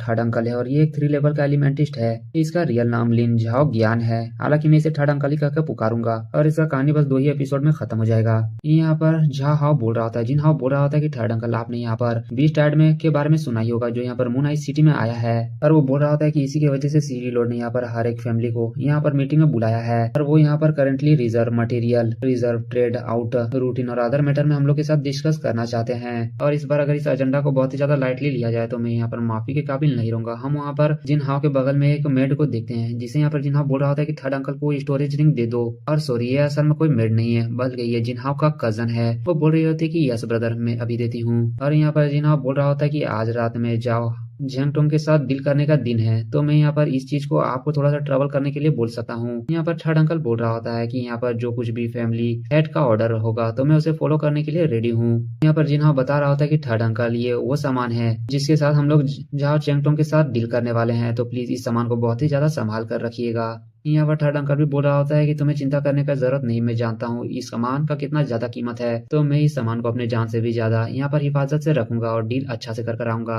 और यहाँ पर थर्ड अंकल खड़ा होते हुए बोल रहा होता है कि माउंट लू हाउ बहुत ही ज्यादा दूर है यहाँ से तो मुझे यहाँ से अभी ही निकलना होगा ताकि मैं वहाँ पर सही समय में पहुंच जाऊँ। हम देखते हैं कि थर्ड अंकल के जाने के बाद जिन हाउ एक गहरा सा सांस लेता है और उसकी कजन बोल रही होती है कि ब्रदर हाउ आखिरकार आप यहाँ पर इतना चिंता क्यों कर रहे हैं। और वो कजन यहाँ पर जिन हाउ के गोद में बैठते हुए बोल रही होती है कि क्या आप यहाँ पर बहुत ही ज्यादा चिंतित है इस मैटर को लेकर। यहाँ पर जिन हाउ बोल रहा होता है कि आखिरकार मैं यहाँ पर चिंता कैसे ना करूं क्योंकि हम लोग अपने लिन फैमिली के 1/3 प्रॉपर्टी को इस ट्रांजैक्शन में दाव में लगा रहे हैं। अगर कुछ भी होगा तो इसके वजह से लिन फैमिली बहुत ही ज्यादा प्रभाव से नीचे या फिर ऊपर जा सकता है। यहाँ पर उसकी कजन बता रही होती है कि आपको इतना भी चिंता करने का जरूरत नहीं है। थर्ड अंकल यहाँ पर 3 स्टार मिड लेवल के एक एलिमेंटिस्ट है और उनको हराने के लिए कम से कम कोई पीक लेवल 3rd स्टार का एलिमेंटिस्ट चाहिए और वो यहाँ पर बहुत ही ज्यादा समझदार है तो वो आसानी के साथ डील को कर लेंगे। यहाँ पर जिन्हा बोल रहा होता है कि झाओ चेंगटोंग बहुत ही ज्यादा साथी रहे जब तक ये ट्रांजेक्शन पूरा तरह से सक्सेसफुल नहीं होगा मैं यहाँ पर शांति से नहीं बैठ सकता हूँ। मैं बस आशा करता हूँ कि थर्ड अंकल यहाँ पर ये सबको बहुत ही स्मूथली से संभाल ले। यहाँ पर उसकी कजन बोल रही होती है कि अगर ये ट्रांजेक्शन अगर पास हो गया तो यहाँ पर लिन शुआनियन एक एलिमेंटिस्ट बन जाएगा और यहाँ पर लिन टियानियन का भी आइस एलिमेंट का रैंक जीनियस तक पहुंच जाएगा। और ये सुनने के बाद यहाँ पर जिन्हाओ भी मुस्कुराता है। वो बोल रहा होता है कि जीनियस रैंक, हाँ अगर वो एक बार जीनियस रैंक में पहुंच जाता है ये पूरा साउथ अलायंस के लिए प्रीसियस ट्रेजर हो जाएगा और उसके बाद मैं यहाँ पर आसानी के साथ एक बहुत ही बड़ा फिगर बन सकता हूँ। मैं यहाँ पर यांग सिटी में राज कर सकता हूँ। यहाँ पर उसकी कजन भी बोल रही होती है कि वाकई में जिन्हाओ ब्रदर आप बहुत ही ज्यादा अमेजिंग है, आपका नॉलेज इनसाइट बहुत ही ज्यादा है। आप जैसा पैट्रियाज लिन फैमिली को मिला है तो लिन फैमिली बहुत ही ज्यादा ताकतवर बनने वाला है। यहाँ पर लिन हाउ भी यहाँ पर अपने कजन को कस के पकड़ लेता है और बोल रहा होता है कि हाँ लिन फैमिली अगर इसे अपने फाउंडेशन के तौर पे यूज करेगा तो अभी या फिर लेट में वो सिटी लॉर्ड को रिप्लेस कर लेगा और यांग सिटी में अपना कब्जा जमा लेगा और फिर यांग सिटी में किसी का भी हिम्मत नहीं होगा जो लिन फैमिली से यहाँ पर आंख से आंख मिला सकता है। और यहाँ पर उसकी कजन भी बोल रही होती है कि हाँ जब वो समय आएगा तो उसके बाद कोई भी हमारे रिलेशनशिप के बारे में भी उल्टा सीधा बात नहीं करेगा। तभी हम देखते हैं कि यहाँ पर जिन्हा पूछ रहा होता है कि क्या यहाँ पर लिन शुआनियन की तरफ से कोई खबर आया है। यहाँ पर उसकी कजन बोल रही होती है कि नहीं, यहाँ पर उसकी तरफ से कोई भी खबर नहीं आया। बाइसु भी यहाँ पर मिसिंग है। ये सुनने के बाद यहाँ पर जिन्हाओ अपने रोमांस वाले मूड से बहुत ही ज्यादा सीरियस होते हुए बोल रहा होता है कि मैं बस होप करता हूँ कि लिन शुआनियन का यहाँ पर कोई एक्सीडेंट ना हुआ हो। यहाँ पर अभी बहुत ही क्रूशियल मूवमेंट चल रहा है, जल्दी से पता करो कि वो रिफ्यूजी चूचू जिसका नाम है वो अभी जिंदा है या फिर मर चुकी है। यहाँ पर उसकी कजन बोल रही होती है क्या आप उस लड़की पे शक कर रहे हैं। जिन्हाओ बोल रहा होता है कि नहीं, मैंने यहाँ पर बाइसु के उसके पीछे भेजा था और बाइसु को कोई भी 2 स्टार के एलिमेंटिस के नीचे कोई भी नहीं हरा सकता है और एक रिफ्यूजी के बस के बात ही नहीं कि उसे यहाँ पर हराया जा सकता है। यहाँ पर उसकी कजन बोल रही है आखिरकार आपका कहने का क्या मतलब है। यहाँ पर जिन्हाओ बता रहा होता है कि मैं यहाँ पर लिन शुआनियन को जानता हूँ, वो बंदा यहाँ पर जिस हिसाब से उसका यहाँ पर हैबिट है वो अभी तक लिन चूचू को जान से मार चुका होगा। अगर वो यहाँ पर चूचू को अभी नहीं मारा होगा तो पक्का वो बहुत ही ज्यादा बड़ा ट्रबल में होगा। हम यहाँ पर उसकी कजन को देखते हैं जो बोल रही थी ठीक है मैं इसके बारे में अच्छा से इन्वेस्टिगेशन करती हूँ। फिर नेक्स्ट सीन में हम लोग यहाँ पर फैंग को देखते हैं जो एक 3 टेल फायर फॉक्स के साथ लड़ाई कर रहा होता है और यहाँ पर अच्छा खासा लड़ाई करने के बाद एक जोरदार धमाका होता है। फैंग ऊपर हवा में होता है। वो बोल रहा होता है कि हे पागल फॉक्स तुम आखिरकार किधर देख रही हो? यहाँ पर तुम्हारा ओपोनेंट ऊपर में है। यहाँ पर फैंग उस एलिमेंटिस्ट प्रीसियस बीस्ट को अपने एक स्लैश से ही मार देता है और उसके हाथ में उसका कोर होता है। फैंग बोल रहा था कि वाकई में मेरे हाथ में एक फायर कोर आ गया है, मैंने ऑलरेडी फोर्थ बीस्ट से लड़ाई कर चुका हूँ, लेकिन वो लोग या फिर अर्थ या फिर वाटर एलिमेंट वाले प्रीसियस बीस्ट थे। और हम देखते हैं कि फैंग उस फायर कोर को खा जाता है, जिसकी वजह से यहाँ पर मैसेज आता है कि आप यहाँ पर एक 2 स्टार इनेट लेवल के डीमन कोर को खा रहे हैं, जिसकी वजह से आपका एफिफेनी बढ़ रहा है और उसका एफिफेनी बढ़ते बढ़ते 17% तक जाता है। फैंग बोल रहा होता है कि तो ये फर्क होता है एक सुप्रीम और एक ऑर्डिनरी टैलेंट के बीच में, जहाँ पर मैंने बस एक ही कोर को खाकर विंड एलिमेंट की एफिफेनी को 83% तक पहुंचा दिया है, लेकिन फायर एलिमेंट बस 17% तक ही पहुंचा है। फैंग यहाँ पर अपने पावर को देखता है जो ऑलरेडी 2940 तक पहुंच चुका होता है। फैंग बोल रहा था कि मैंने जहाँ तक सुना है माउंट लुहाओ में बहुत सारे बीस्ट है, अगर मैं और एक 2 फायर वाले बीस्ट से मिल जाता हूँ तो मैं इसका भी एफिफेनी अच्छा खासा बढ़ा सकता हूँ। फैंग वहाँ पर अपने मार्क्स को निकालते हुए बोल रहा होता है कि चलो मैं अपने इक्विपमेंट और कॉम्पैक्ट स्किल की मदद से एक ही टाइम में झाओ चेंगटोंग और लिंग फैमिली के मेंबर से एक साथ यहाँ पर फाइट कर सकता हूँ। और हम देखते हैं कि यहाँ पर फैंग अपने पूरे तरह से गियर को पहन लेता है, एक आर्मर, एक मार्क्स और अपनी उसी स्वॉर्ड को हाथ में ले लेता है। बोल रहा था कि चलो अब ये सब मेरा है, आगे सफर में बढ़ते हैं। में हम लोग माउंट लुहाओ का सीन देखते हैं, वहाँ पर हम लोग कुछ प्रीसियस बीस्ट को भी देखते हैं और वहीं पर हम एक पैर का आवाज सुनते हैं। वो पैर और कोनिबल का फैंग का होता है। वो वहाँ पर आते हुए बोल रहा होता है कि फाइनली मैं यहाँ पर माउंटेन लुओ में पहुंच गया हूँ। वहाँ पर फैंग का नेविगेशन सिस्टम बता रहा होता है कि आपके पास में प्रीसियस बीस्ट है तो आप यहाँ पर सावधानी के साथ रहे। साउथ यूनियन नेविगेशन सिस्टम, असल में ये फैंग का अपना सिस्टम नहीं होता, ये मोबाइल का कोई ऐप होता है। हम वहाँ पर देखते हैं फैंग को देखने के बाद सब फ्यूरियस बीस्ट वहाँ से भाग जाता है और फैंग हमें बता रहा होता है कि यहाँ पर वो कुछ फायर फ्यूरियस बीस्ट से फाइट किया है और उसके डिमन पील को प्राप्त करने के बाद उसे खा चुका है, जिसकी वजह से उसका कॉम्बैक्ट पावर ऑलरेडी यहाँ पर 3200 तक रीच कर चुका है और वो 1 star advance rank martial artist elementist तक पहुंच चुका है। और बात रहा तो विंड एबिलिटी का, तो विंड फ्यूरियस बीस्ट मिलना बहुत ही ज्यादा रेयर होता है, इसीलिए फैंग को अभी भी एक भी विंड एबिलिटी वाला फ्यूरियस बीस्ट नहीं मिला है। और तभी वहाँ पर फैंग को किसी फाइटिंग का आवाज सुनाई देता है। फैंग बोल रहा होता है कि ये आवाज किस तरह है, लग रहा है कि यहाँ पर डीमन बीस्ट यहाँ पर आपस में फाइट कर रहे हैं। क्या हो सकता है कि जाओ चेंगटोंग किसी डीमन बीस्ट से यहाँ पर फाइट कर रहा है। और वहाँ पर फैंग अपने की एबिलिटी को यूज करते हुए आगे बढ़ जाता है। हम अगले सीन में एक फ्यूरियस बीस्ट को देखते हैं जो किसी इंसान के ऊपर अटैक कर रहा होता है। ये और कोई नहीं बल्कि लिन फैमिली का थर्ड अंकल होता है। उस फ्यूरियस बीस्ट के अटैक से वो आसानी के साथ डॉज कर लेता है। यहाँ पर थर्ड अंकल बोल रहा होता है कि तुम जैसे एक कमजोर डीमन बीस्ट का हिम्मत भी कैसे हो गया कि तुम मेरे ऊपर अटैक कर सकता हो। फैंग हम देखते हैं जो दूर से ये सब देख रहा होता है और मन में बोल रहा होता है कि क्या यहाँ पर ऑलरेडी कोई पहुंच चुका है। और हम देखते हैं फैंग ये सब झाड़ी से के पीछे यहाँ पर छुप कर देख रहा होता है। फैंग बोल रहा होता है कि जहाँ तक मुझे समझ में आ रहा है ये demon beast 1 star grand perfectionist level तक पहुंच चुका है और ये कोई विंड एबिलिटी वाला डीमन बीस्ट है। पर वो ओल्ड मैन कौन है आखिरकार, मैंने उसे कभी क्यों नहीं देखा है। और फैंग के दिमाग में भी बहुत सारे डाउट होते हैं कि आखिरकार वो बंदा यहाँ पर क्या कर रहा है, क्या वो लिन फैमिली से कनेक्टेड है और यहाँ पर वो डील करने के लिए आया है। हम लिन फैमिली के थर्ड अंकल को देखते हैं जो अपने हाथ में पावर को गैदर करता है और बोल रहा होता है कि बीस्ट तुम्हारा बहुत ज्यादा हो गया, अब तुम यहाँ पर मर जाओ। हम उस बीस्ट को देखते हैं जो अपने एबिलिटी की मदद से उस थर्ड अंकल के ऊपर अटैक करने के लिए आ रहा होता है, लेकिन थर्ड अंकल अपने बस एक ही अटैक से उस बीस्ट को वहाँ पर जान से मार डालता है। और ये देखने के बाद फैंग बहुत ही ज्यादा हैरान होता है। वो बोल रहा होता है कि क्या ये यहाँ पर स्टार फॉर्मेशन की यूज कर रहा है। अगर ये बंदा यहाँ पर स्टार फॉर्मेशन को यूज कर रहा है तो ये कम से कम 3rd स्टार मिड लेवल का कोई एलिमेंटिस्ट होगा। और स्टार फॉर्मेशन समझ लो कि कुछ ऐसा है कि एलिमेंटिस्ट 3rd लेवल में पहुंचने के बाद ही नॉर्मली इसको यूज कर सकते हैं। और फैंग उसके पावर को देखने के बाद थोड़ा सा हेजिटेट कर रहा होता है। फैंग बोल रहा होता है कि ये जो भी बंदा है ये अभी मेरा राइवल नहीं है, यानी ये मेरे से बहुत ही ज्यादा पावरफुल है और मुझे यहाँ पर अपने आप को छुपा कर ही रखना चाहिए। तभी फैंग का नजर आसमान में जाता है। फैंग बोल रहा होता है कि आखिरकार क्या यहाँ पर कोई और बंदा भी आ रहा है। हम आसमान में एक एस्ट्रॉइड की तरह कुछ देखते हैं, वो और कोई बल्कि एक इंसान होता है। और फैंग उसे यहाँ पर आसमान में उड़ते हुए देखकर बोल रहा होता है कि अपार्ट फ्रॉम विंड एलिमेंटिस्ट, कोई भी एलिमेंटिस्ट को इस तरह आसमान में उड़ने के लिए कम से कम 3rd स्टार तक पहुंचना जरूरी है। इसका मतलब क्या ये बंदा झाओ चेंगटोंग हो सकता है जो यहाँ पर डील करने के लिए आया है इस बंदे से। और हम उस बंदे को देखते हैं जो जमीन में लैंड करता है और उसके शकल को देखते हैं, वो और कोई नहीं बल्कि झाओ चेंगटोंग ही होता है। वो वहाँ पर लैंडिंग करने के बाद थर्ड अंकल को बोल रहा होता है कि आखिरकार तुम यहाँ पर क्यों आए हो, जिनहाओ यहाँ पर क्यों नहीं आया है। यहाँ पर फैंग उसे देखने के बाद बोल रहा होता है कि जैसे कि न्यूज में बताया गया था ये बंदा तो झाओ चेंगटोंग ही है। यहाँ पर थर्ड अंकल बता रहा होता है कि बीस्ट टाइट की वजह से यहाँ पर सिटी लॉर्ड ने एक मीटिंग बैठाया था और वो अटेंड करना बहुत ही ज्यादा इम्पोर्टेंट था और ये सब के कारण से यहाँ पर हमारे फैमिली के हेड इस चीज के लिए नहीं आ सके और मैं इसको यहाँ पर अटेंड करने के लिए आ गया हूँ। और यहाँ पर फैंग वो सब सुनने के बाद अपने मन में बोल रहा होता है कि वो फाइनली अब मुझे यहाँ पर समझ में आ गया, वो व्हाइट हेयर वाला बंदा असल में लिन फैमिली का ही एक मेंबर है। यहाँ पर थर्ड अंकल पूछ रहा होता है कि झाओ चेंगटोंग आखिरकार यहाँ पर तुमने बीस्ट हेड को लाने के लिए कैसे क्या किया है। यहाँ पर झाओ चेंगटुंग बोल रहा होता है कि तुम्हें उसके बारे में ज्यादा फिक्र करने का जरूरत नहीं है, आखिरकार तुम आइटम को यहाँ पर लाए हो या फिर नहीं। यहाँ पर थर्ड अंकल बोल रहा होता है कि हाँ मैंने अपने आइटम को लाया है, तुम्हारा क्या।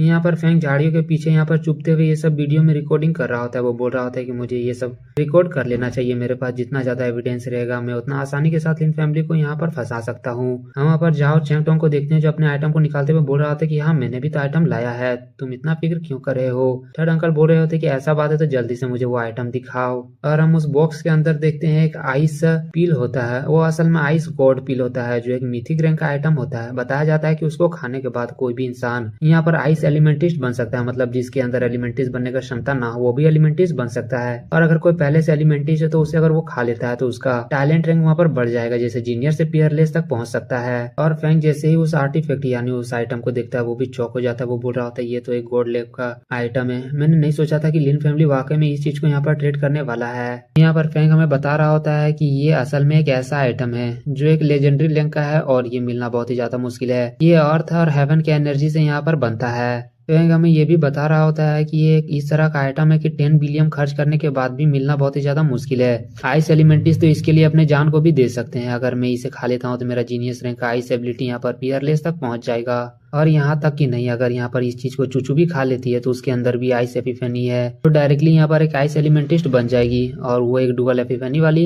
एलिमेंटिस्ट मास्टर है। यहाँ पर झाओ चेंगटोंग अपने आइटम को दिखाने के बाद बोल रहा होता है कि जबकि तुमने यहाँ पर मेरा आइटम को देख लिया है तो जरूरी तुम भी यहाँ पर अपने आइटम को लाए होगे, तो जल्दी से दिखाओ। यहाँ पर हम थर्ड अंकल के हाथ में उस आइटम को देखते हैं, उसका भी आइटम एक बॉक्स के अंदर होता है। यहाँ पर फैंग बोल रहा होता है कि आखिरकार लिन फैमिली किस चीज को यहाँ पर देने वाला है। उस आइस गॉड फ्रूट को लेने के लिए हम उस बॉक्स के अंदर देखते हैं जिसके अंदर सेम चीज होता है, लेकिन ये फायर गॉड फ्रूट होता है जो फायर एलिमेंटिस्ट के लिए जरूरी है। और फैंग ये सब देखते हुए बोल रहा होता है कि वाकई में मुझे उम्मीद नहीं हो रहा कि मैंने यहाँ पर आज दो लेजेंडरी रैंक का आइटम देख लिया है। हम फैंग के शकल ही देखकर समझ सकते हैं कि फैंग का दिमाग यहाँ पर कुछ अलग ही सोच रहा है। फैंग बोल रहा होता है कि मैं अगर सही में इस दोनों आइटम को हासिल करने में कामयाब हो जाता हूँ तो मैं आसानी के साथ अपने फायर एबिलिटी को भी एक ऑर्डिनरी रैंक से जीनियस रैंक तक कल्टिवेट कर सकता हूँ। यहाँ पर झाओ चेंगटोंग बोल रहा होता है कि फायर गॉड फ्रूट के साथ कोई दिक्कत नहीं, क्या तुमने यहाँ पर कुछ और नहीं लाया है। थर्ड अंकल बोल रहे होते कि हाँ मैंने लाया है। और हम देखते हैं कि थर्ड अंकल के हाथ में एक मैग्मा टाइप का एलेक्सर होता है और ये फायर एबिलिटी यूजर के लिए बहुत ही ज्यादा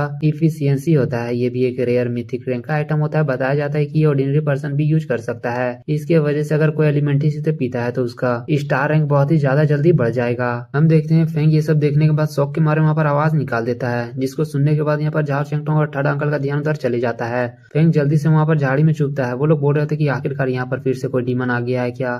फैंग अपने मन में बोल रहा होता है कि वाकई में मुझे उम्मीद नहीं हो रहा, मैंने सोचा था कि बस गॉड फ्रूट यहाँ पर काफी है, लेकिन मुझे क्या लगा था कि यहाँ पर एक एक करके वो लोग इतना भयानक आइटम को निकालेंगे। अगर किसी भी तरह करके मैं उस आइटम को प्राप्त कर लेता हूँ तो वाकई में मेरा तो मौज ही मौज हो जाएगा। लेकिन मेरे पास एक प्रॉब्लम है, वो दोनों बहुत ही ज्यादा स्ट्रॉन्ग पर्सन है, मैं यहाँ पर दोनों के साथ एक साथ फाइट नहीं कर सकता हूँ। अगर मैं उस तरह करूंगा तो मैं यहाँ पर मर जाऊंगा, मुझे जरूरी यहाँ पर कुछ सोचना होगा। और फैंग यहाँ पर ठान लेता है कि वो दोनों ही थर्ड स्टार का एलिमेंटिस्ट है। अगर यहाँ पर फैंग उन लोग के साथ हेड ऑन हेड फाइट करने जाता है तो यहाँ पर फैंग डायरेक्टली अपने मौत की तरफ बढ़ रहा है। फैंग सोच रहा था कि मैं किसी भी तरह करके इन दोनों के बीच में अगर लड़ाई करवा देता हूँ तो मैं यहाँ पर आसानी के साथ भाग सकता हूँ इन लोग का सामान चुरा कर। हम देखते हैं यहाँ पर झाओ चेंग बोल रहा होता है कि मैं यहाँ पर आइस गॉड फ्रूट के लिए उस मैग्मा वाले एलेक्सर को एक्सचेंज करूंगा। यहाँ पर थर्ड अंकल बोल रहे होते हैं कि तुम्हें यहाँ पर जो कुछ भी चाहिए तुम उसे ले सकते हो, लेकिन यहाँ पर जल्दी से इस काम को फिनिश करो। यहाँ पर अगर कोई हमें देख लेता है तो बहुत ही बड़ा प्रॉब्लम हो सकता है। यहाँ पर झाओ चेंगटोंग अपने स्पेस रिंग में उस आइटम को रखते हुए बोल रहा होता है ठीक है तो चलो हम लोग एक साथ ही यहाँ पर आइटम को एक्सचेंज करते हैं। थर्ड अंकल भी बोल रहा होता है ठीक है, तो हम लोग एक हाथ से आइटम लेते हैं और एक हाथ में आइटम देते हैं।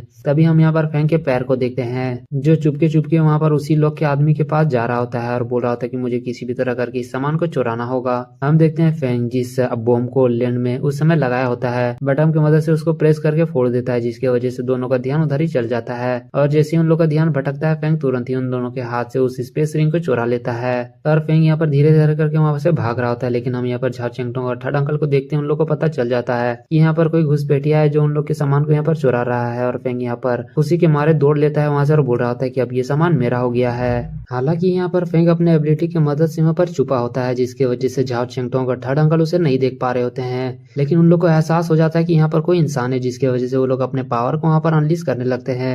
और उसके इम्पैक्ट की वजह से यहाँ पर फैंग को भी असर पड़ रहा होता है। फैंग बोल रहा था कि वाकई में इन लोग का पावर बहुत ही ज्यादा बड़ा है। हम वहाँ पर थर्ड अंकल को देखते हैं जो अपने पावर को अनलीश करते हुए बोल रहे होते हैं कि लिटिल ब्रेट, लगता है कि तुम अपने यहाँ पर जगह को नहीं जानते हो। और वो अपने स्किल की मदद से यहाँ पर फैंक के ऊपर अटैक कर देता है। फैंक भी ये सबसे वजह से वहाँ पर घिर चुका होता है। वो बोल रहा होता है, लगता है मेरे पास कोई और रास्ता नहीं है। फैंक अपने ब्लेड को निकालते हुए अटैक से डॉज कर रहा होता है। तभी हम देखते हैं कि झाओ चैंगटोंग ऊपर से फैंक के ऊपर हमला करता है। फैंक बहुत ही नजदीक से उस अटैक को वहां पर डॉज करता है। वहां पर फैंक हाफते हुए मन में सोच रहा होता है कि मैं बस बाल बाल बचा, इसके हाथ में एक पीक लेवल का एलिमेंटिस्ट इक्विपमेंट है, मेरे सामने तो दो बहुत ही बड़े बड़े मॉन्स्टर हैं, मैं इन लोग का कोई भी मैच नहीं हूँ। और यहाँ पर फैंक अपने बूट वाले स्किल को अनलॉक करते हुए वो वहां से भागने का कोशिश करता है, लेकिन थर्ड अंकल अपने ग्रेविटी वाले मैजिक को यूज करते हुए बोल रहे होते हैं कि लिटिल ब्रेट, आखिरकार तुम यहाँ पर भागने के लिए इतना ज्यादा स्ट्रगल क्यों कर रहे हो। और असल में थर्ड अंकल एक अर्थ टाइप एबिलिटी यूजर होते हैं, जिसकी वजह से वो ग्रेविटी को भी यूज कर सकते हैं। फैंग यहाँ पर बोल रहा होता है कि ये तो यहाँ पर 100 टाइम ग्रेविटी को बढ़ा चुका है, जिसकी वजह से यहाँ पर मूव करना भी बहुत ही ज्यादा मुश्किल है। यहाँ पर झार चैंगटोंग अपने स्टिक वाले वेपन के साथ फैंग के ऊपर अटैक करते हुए बोल रहा होता है कि जबकि तुम यहाँ से अब मूव नहीं कर सकते हो तो मेरे अटैक को खाओ। फैंग उसके अटैक को आते हुए देख के बोल रहा होता है कि मैं यहाँ से इस अटैक से नहीं बच सकता हूँ। लेकिन किसी तरह यहाँ पर फैंग उस अटैक को रोकने का कोशिश करता है। हम जंगल में देखते हैं जो बहुत बड़ा धमाका होता है। वहां पर उस धमाके बाद हम यहाँ पर फैंग को देखते हैं जो बहुत ही दूर जाकर फेंका चुका होता है और वो यहाँ पर बहुत ही ज्यादा इंजर्ड भी होता है। फैंग वहां पर उसी हालत में बोल रहा होता है कि मैंने यहाँ पर एक बहुत ही खतरनाक अटैक को अपने हेड ऑन हेड ले चुका हूँ। अगर यहाँ पर कोई 1 स्टार का नॉर्मल एलिमेंटिस्ट होता तो अभी तक मर चुका होता। बहुत अच्छा बात है कि मेरे अंदर यहाँ पर बहुत सारे एलिमेंट का पावर है और मैं यहाँ पर ऑलरेडी आर्मर को भी पहना था, जिसकी वजह से मैं किसी भी तरह करके यहाँ पर सर्वाइव कर लिया हूँ। वाकई में यहाँ पर 3 लेवल की 3 स्टार के एलिमेंटिस्ट के साथ एक साथ फाइट करना वो बहुत ही ज्यादा टेरिफाइंग है। हम यहाँ पर झाओ चैंगटोंग को देखते हैं जो हंसते हुए थर्ड अंकल को बोल रहा होता है कि आखिरकार वो कैसा अटैक था, तुम्हें नहीं लगता है कि वो बहुत ही ज्यादा शानदार था। थर्ड अंकल आते हुए बोल रहे होते कि क्या वो बंदा मर गया है। झाओ चैंगटोंग बोल रहा होता है कि बिना कोई शक का वो मर जाएगा। यहाँ पर 3 स्टार एलिमेंटिस्ट का हेड ऑन